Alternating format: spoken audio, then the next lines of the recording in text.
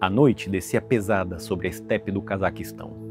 Um silêncio absoluto dominava aquela imensidão de grama infinita, quebrada apenas pelo vento que varria o horizonte plano. De repente, o céu se abriu em fogo, um clarão impossível, como se um segundo sol tivesse nascido no coração da madrugada.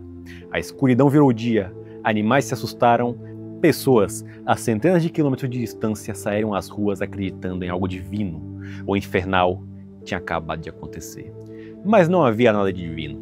Aquilo era a ciência. Ou melhor, era a guerra. A União Soviética acabara de detonar uma ogiva nuclear na alta atmosfera.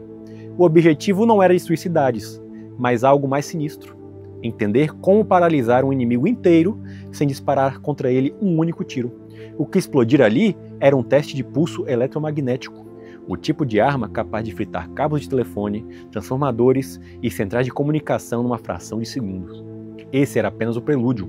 O palco real ficava a poucos quilômetros dali, em uma instalação que, até hoje, carrega mais lendas do que fato. Kapustin Yar, um nome que quase ninguém fora da Rússia conhece, mas que mudou o século XX tanto quanto os lançamentos de Cabo Canaveral. Ali, no meio de uma terra vazia e esquecida, a União Soviética forjou seu futuro nuclear. Deu os primeiros passos no espaço e ergueu uma cidade secreta que não existia em nenhum mapa. Mas para entender Kapustin Yar, é preciso voltar ao fim da guerra que mudou tudo.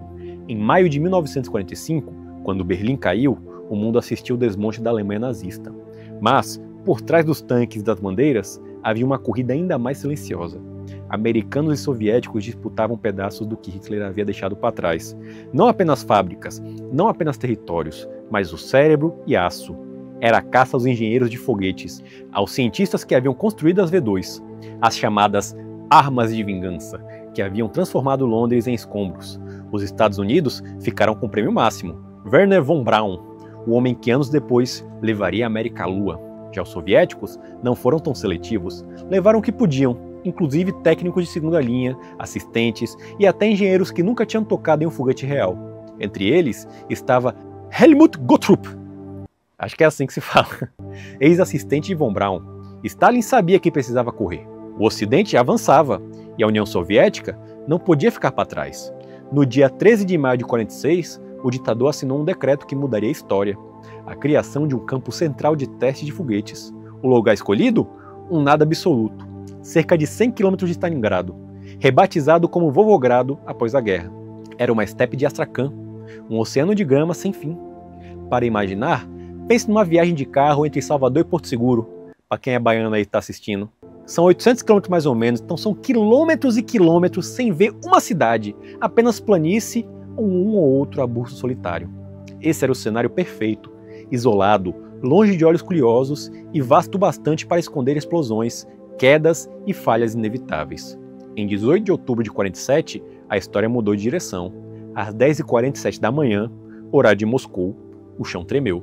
Das entranhas da estepe ergueu-se uma coluna de fogo, o primeiro V2 soviético. Eles o chamavam de A4, porque nem sequer podiam admitir que usavam tecnologia alemã. O foguete subiu 206 km antes de despencar de volta ao deserto.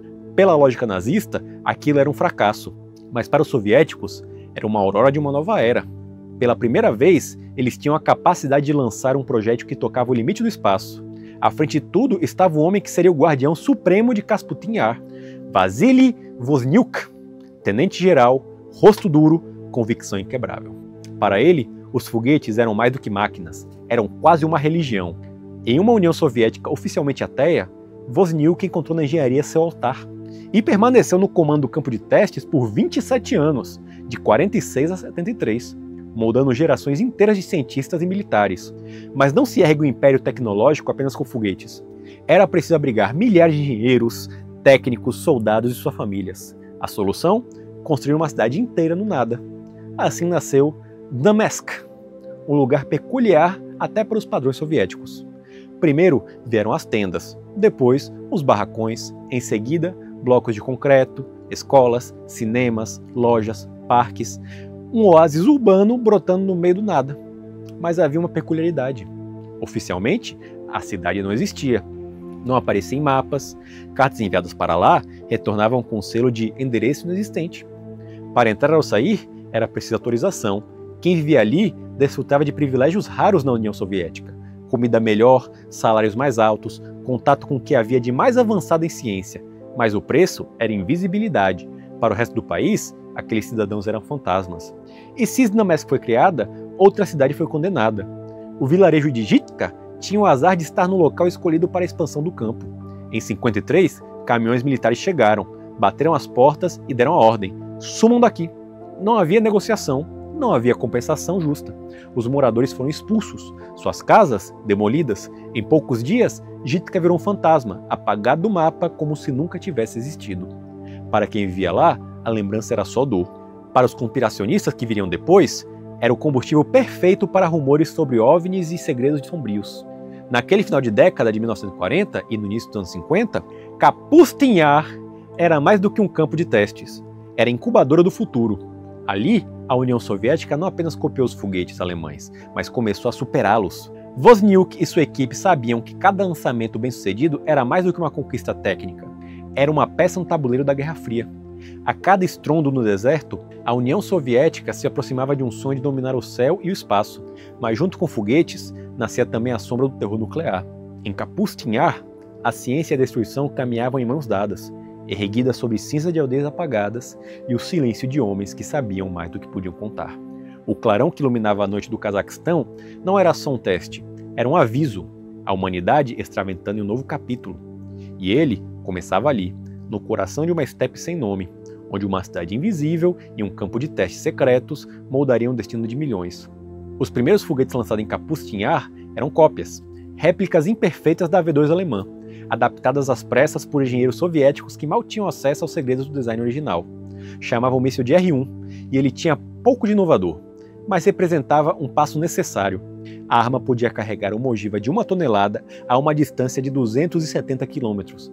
Era o suficiente para destruir uma cidade próxima, mas não para mudar a balança global.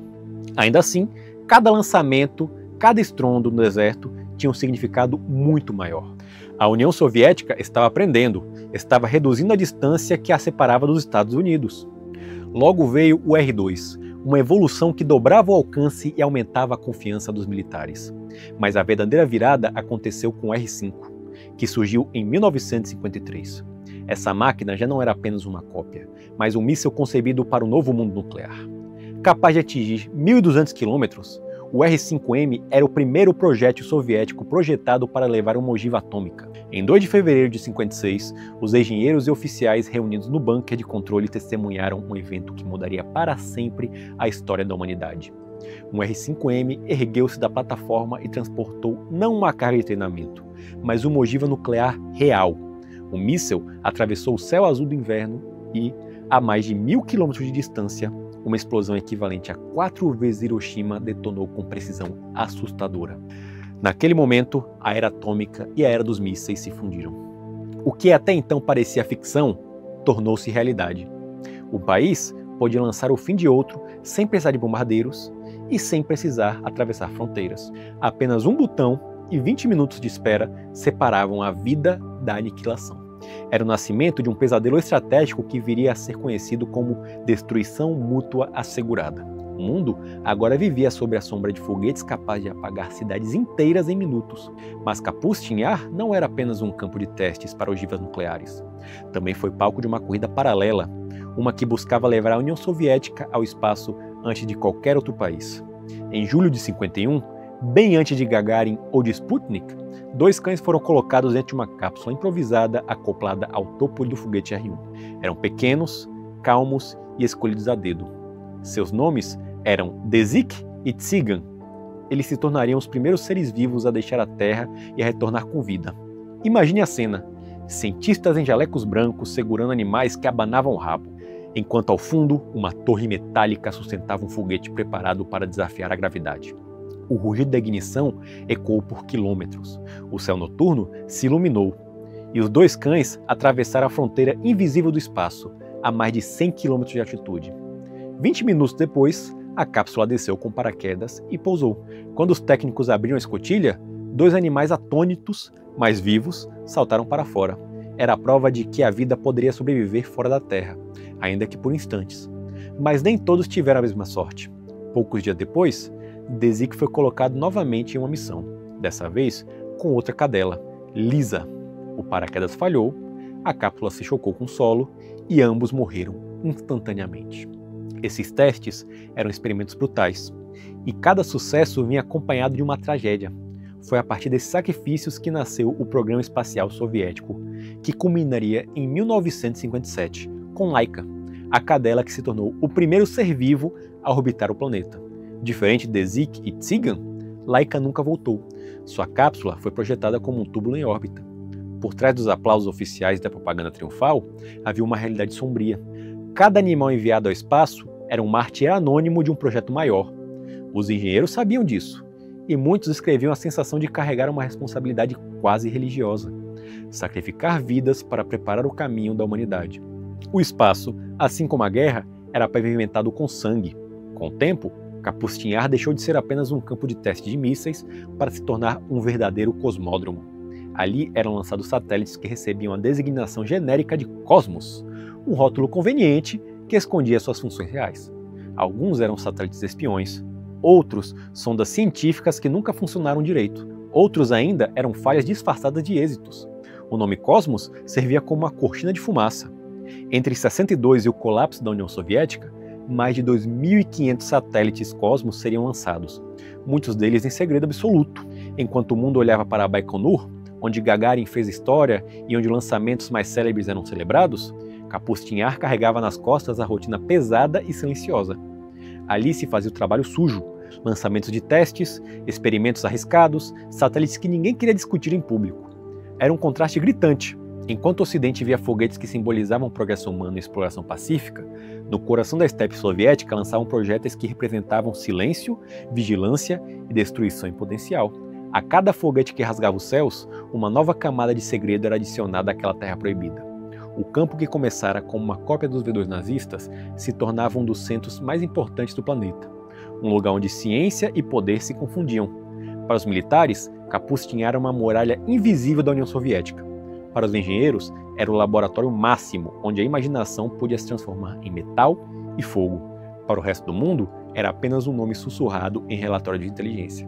O futuro da guerra e o futuro da exploração espacial estavam entrelaçados, e ambos passavam inevitavelmente por aquele pedaço de estepe, esquecido por todos, mas observado com atenção por aqueles que sabiam a verdade. Seus primeiros anos de Kapustin-Yar foram dedicados a transformar cópias alemãs em mísseis soviéticos e a preparar cães para o espaço. A década seguinte mergulhou em experimentos que pareciam beirar a insanidade. O campo de testes tornou-se um palco de ideias tão grandiosas quanto aterrorizantes. Não bastava mais lançar foguetes. Agora era preciso aprender a interceptar, a paralisar, a vencer o inimigo sem que ele pudesse reagir. A Guerra Fria estava entrando em sua fase mais tensa, e a União Soviética queria provar que dominava todos os domínios: a Terra, o céu e até o espaço próximo. De Kapustin-Yar partiram mísseis que viajavam milhares de quilômetros, cruzando a vastidão soviética até atingirem outro campo de teste chamado Sary-Chagan, no Cazaquistão. Eram como um gigantesco campo de tiro que se estendia por quase 2.000 quilômetros, onde um míssil era lançado de um lado e outro tentava interceptá-lo. Imagine tentar atingir uma bala contra bala, ambas em velocidades hipersônicas. A ideia parecia impossível, mas era ali que a União Soviética começava a testar os primeiros sistemas de defesa antimísseis. O problema é que a busca por superioridade não parava aí. Os engenheiros soviéticos foram além e decidiram experimentar algo ainda mais radical: detonar bombas nucleares no espaço. O projeto recebeu o nome de K, e entre 61 e 62, várias ogivas foram disparadas de Kapustin-Yar, subindo a centenas de quilômetros de altitude para explodir na alta atmosfera. O efeito foi tão impressionante quanto devastador. Em 22 de outubro de 1962, enquanto o mundo prendia a respiração durante a crise do mísseis em Cuba, a União Soviética detonava uma ogiva de 300 quilotons, 15 vezes mais potente que Hiroshima, a quase 300 quilômetros acima da superfície da Terra. Quem viveu aquilo jamais esqueceu. No horizonte surgiu uma aurora artificial que pintou o céu com cores fantasmagóricas. As luzes da cidade de Karaganda, a mais de 1.000 quilômetros de distância, apagaram-se de repente. Linhas telefônicas que se estendiam por centenas de quilômetros tiveram todos os fusíveis queimados em segundos. Uma região equivalente ao tamanho da França ficou às escuras. Para os militares soviéticos, era a prova de que um único míssil poderia cegar um país inteiro sem destruir um único prédio. Para os civis, foi apenas pânico e silêncio. O rádio morreu, a energia desapareceu e ninguém sabia ao certo o que tinha acontecido. Esses experimentos mostraram ao mundo algo que os estrategistas chamariam de arma perfeita da Guerra Fria. Máxima perturbação com baixas imediatas mínimas. Não era a destruição de cidades, mas a interrupção completa de uma sociedade moderna, que dependia cada vez mais de eletricidade e comunicação. Kapustin havia se transformado no berço não só da corrida espacial e dos mísseis nucleares, mas também da guerra invisível dos pulsos eletromagnéticos. Mas nem tudo ali era ameaça global. Algumas das histórias mais bizarras surgiram justamente nesse período. No coração da estepe seca, a milhares de quilômetros do oceano, os soviéticos construíram algo que parecia piada. Um simulador de submarinos. O aparato era gigantesco. Hidráulicos colossais faziam uma réplica de casco balançar como se estivesse sendo sacudida por ondas. Dentro dele, engenheiros carregavam mísseis em tubos de lançamento e tentavam dispará-los enquanto a estrutura oscilava como se estivesse no fundo do mar. Era um cenário surreal. Trabalhadores brincavam que era a frota do deserto soviético. Os únicos marinheiros que precisavam se preocupar mais com tempestade de areia do que com profundidade. Mas o objetivo era sério: desenvolver mísseis balísticos lançados de submarinos sem arriscar tripulações de verdade. Cada lançamento simulado ensinava algo. Muitas vezes, o resultado era desastroso, com mísseis projetados para subir reto saindo de lado como flechas desgovernadas. Ainda assim, aos poucos, o conhecimento acumulado ali ajudaria a União Soviética a consolidar uma das armas mais temidas do planeta: os submarinos nucleares lançadores de mísseis. E não foi a única ideia megalomaníaca testada no local. Em meados da década de 50, enquanto os ICBMs ainda eram pouco confiáveis, os soviéticos sonharam com outra alternativa para atravessar oceanos com ogivas nucleares, uma espécie de avião-míssil chamado Buria, oficialmente designado como Lavoshin La-350. Esse monstro era maior do que muitos caças e usava motores ramjet que os empurravam a mais de 3 vezes a velocidade do som. Em testes, chegou a percorrer 6.500 quilômetros, distância suficiente para cruzar o Atlântico e atingir Nova York saindo de Moscou. Para uma ogiva nuclear, uma margem de erro de 10 km era considerada boa bastante. Era uma visão assustadora. Um míssil de tamanho de um avião, voando a Mach 3 em baixa altitude. Impossível de interceptar para a tecnologia da época. Lembra até o drone, que usa hoje em dia. Isso aí foi mais ou menos o precursor do drone, para pensar. Mas o projeto tinha um inimigo implacável: o tempo. Enquanto o Buria era aperfeiçoado, os mísseis balísticos intercontinentais avançavam rapidamente, mais baratos, mais rápidos e muito mais eficientes. Para que esperar 2 horas por um míssil de cruzeiro, se um ICBM podia atingir o mesmo alvo em 30 minutos? A Buria acabou cancelada. O protótipo, que parecia uma mistura de aeronave futurista e míssil, virou uma peça de museu. Mais um capítulo perdido na lista de sonhos colossais que nunca chegaram a ser usados em combate. Toda essa febre de testes e invenções inevitavelmente chamou a atenção. O Ocidente começou a ouvir rumores de uma base secreta soviética onde foguetes gigantescos rasgavam o céu. Refugiados, desertores e até pescadores contavam histórias sobre luzes estranhas no horizonte, sobre cidades inteiras que não existiam em mapas. Era preciso confirmar. Surgiram então relatos de missões clandestinas, nunca reconhecidas oficialmente, em que aviões britânicos Canberra teriam sobrevoado Kapustin em 53, fotografando plataformas e prédios sob o risco constante de interceptações por caças MiG. Logo depois, os Estados Unidos entraram em cena com seus delicados U-2, aviões de reconhecimento que voavam tão alto que mal podiam ser alcançados. Suas câmeras captaram pela primeira vez imagens nítidas daquilo que até então era apenas rumor: plataformas de lançamento, estradas recém-construídas e hangares que abrigavam foguetes colossais. O segredo estava exposto, mas nem por isso perdeu sua aura. Se antes Kapustin era um nome sussurrado em relatórios de inteligência, agora passava a ser um dos alvos prioritários da espionagem ocidental. Cada lançamento era observado, cada construção nova levantava suspeitas. O campo de testes se transformou em um símbolo máximo da paranoia da Guerra Fria. E ainda assim, por mais que os satélites e aviões espiões registrassem suas estruturas, nenhum deles conseguia capturar o que realmente importava: a sensação que pairava sobre aquele pedaço de estepe.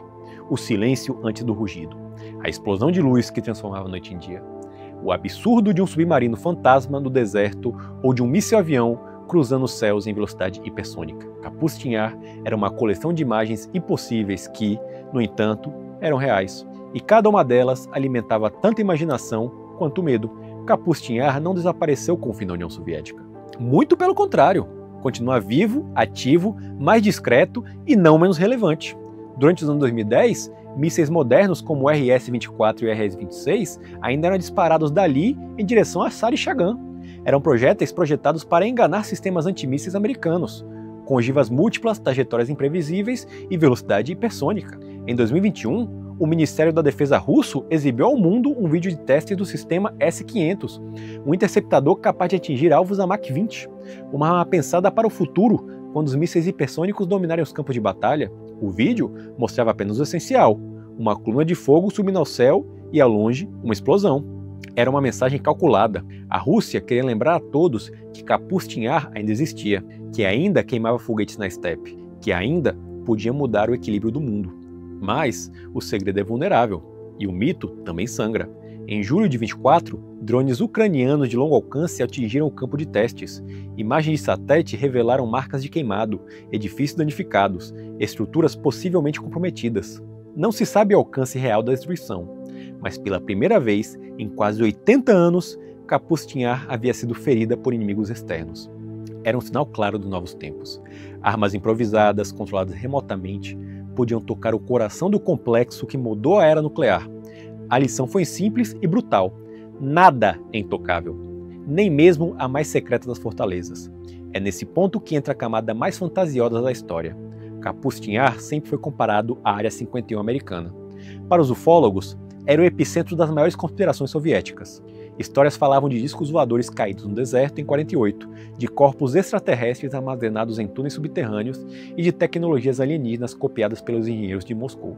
Alguns juravam que os avanços súbitos da União Soviética só podiam ser explicados por engenharia reversa de naves que não eram desse mundo. Outros relatavam luzes estranhas do céu, movimentos impossíveis, aparições que nenhum foguete humano poderia produzir. A demolição do vilarejo de Ditka, em 53, serviu de alimento para esses rumores. O que os soviéticos queriam esconder com tanta urgência? A resposta mais simples é provavelmente a correta. Eles queriam espaço, queriam um deserto vazio para explodir mísseis, e vilarejos não se encaixavam nesse plano. Mas a combinação de segredo absoluto, cidades apagadas do mapa e explosões que transformavam noites em dia eram combustíveis demais para a imaginação. Décadas depois, até hoje, fóruns em documentários alternativos insistem que Kapustin Yar guarda laboratórios subterrâneos, experimentos de contato com alienígenas e até batalhas entre militares e forças vindas do espaço. A realidade, porém, é que não há provas, nenhum documento, nenhuma testemunha confiável, nenhuma evidência material. E a verdade, paradoxalmente, é ainda mais impressionante, porque não precisamos de extraterrestres para explicar o extraordinário. Foi ali, em meio à grama infinita da estepe, que o ser humano aprendeu a lançar ogivas nucleares por milhares de quilômetros. Foi ali que os primeiros seres vivos atravessaram a fronteira do espaço. Foi ali que explosões nucleares em grande altitude mostraram que uma cidade podia ser paralisada sem que uma única pedra fosse movida. Foi ali que engenheiros ergueram simuladores de submarinos em pleno deserto, que mísseis aviões rasgaram o céu a Mach 3, que satélites secretos foram lançados sob nomes genéricos. A história de Kapustin Yar é prova de que o ser humano não precisa de ficção científica para alcançar o inacreditável. Mas, além dos foguetes e das explosões, havia vidas, milhares delas. Os engenheiros que trabalhavam em Smolensk viviam em uma bolha. Tinham mais conforto do que a maioria dos soviéticos. Carne fresca, cinemas, escolas melhores para os filhos. Mas eram prisioneiros sem grades. Não podiam sair sem permissão, não podiam telefonar sem monitoramento, não podiam contar às próprias famílias o que realmente faziam. Muitos desapareceram em silêncio, engolidos por um sistema que exigia lealdade absoluta. Esposas esperavam meses por maridos que voltavam sem poder explicar nada. Viúvas recordavam sonhos interrompidos, pesadelos de homens que gritavam números e coordenadas durante a noite. E havia também os soldados, jovens enviados a um deserto remoto para guardar segredos que não compreendiam. Ficavam de pé na neve, a menos 30 graus, ou suavam sob o sol escaldante de 40 graus no verão. Limpavam destroços de foguetes que explodiam no ar, muitas vezes manuseando combustível tóxico sem proteção adequada. Quantos desenvolveram câncer? Quantos morreram jovens? Essas estatísticas nunca foram reveladas. Provavelmente existem arquivos trancados, mas não para olhos públicos. E os civis comuns? Os habitantes de cidades como Karaganda, que tiveram suas luzes apagadas pelo teste MP sem aviso ou explicação. Operadores de telefonia que viram suas linhas estourarem em segundos. Camponeses que enxergaram auroras inexistentes no horizonte. Todos eles foram cobaias involuntárias de um experimento que jamais pediram para viver. Então, por que isso tudo importa? Porque a história de Kapustin Yar não é apenas sobre foguetes ou armas. É sobre como o mundo moderno nasceu. Antes dele, os foguetes eram apenas armas de terror de curto alcance. Depois dele, tornaram-se veículos de destruição global e, ao mesmo tempo, passagens para o espaço. Antes dele, a ameaça nuclear estava restrita a aviões pesados que podiam ser interceptados. Depois dele, bastava apertar um botão para que uma cidade desaparecesse em minutos. Antes dele, o espaço era um sonho distante. Depois dele, cães e homens começaram a tocá-lo de verdade. Enquanto o mundo assistia maravilhado às imagens de Apolo e às palavras de Gagarin, o deserto de Kapustin-Yar trabalhava em silêncio, moldando a lógica de guerra e paz que definiu a segunda metade do século XX. Hoje, se você se colocar no meio da estepe, talvez veja apenas grama sem fim, torres abandonadas, resto de concreto queimado, mas cada pedaço daquela paisagem guarda cicatrizes. São marcas de foguete que mudaram a história, de falhas que custaram vidas, de explosões que acenderam sóis artificiais da madrugada. Kapustin-Yar é um lembrete incômodo de até onde a humanidade pode ir quando motivada por medo e ambição. Não é preciso acreditar em alienígenas, basta acreditar na nossa própria capacidade de criar o impossível, mesmo que esse impossível seja também o mais terrível. O segredo que nasceu no silêncio da estepe permanece, e talvez continue a ecoar por décadas, lembrando-nos que em alguns lugares, mesmo esquecidos nos mapas, carregam nas sombras o peso do mundo moderno. Naquele final de década de 1940 e no início dos anos 50, Kapustin-Yar, outros relatavam luzes estranhas no céu, movimentos impossíveis aparições de que nenhum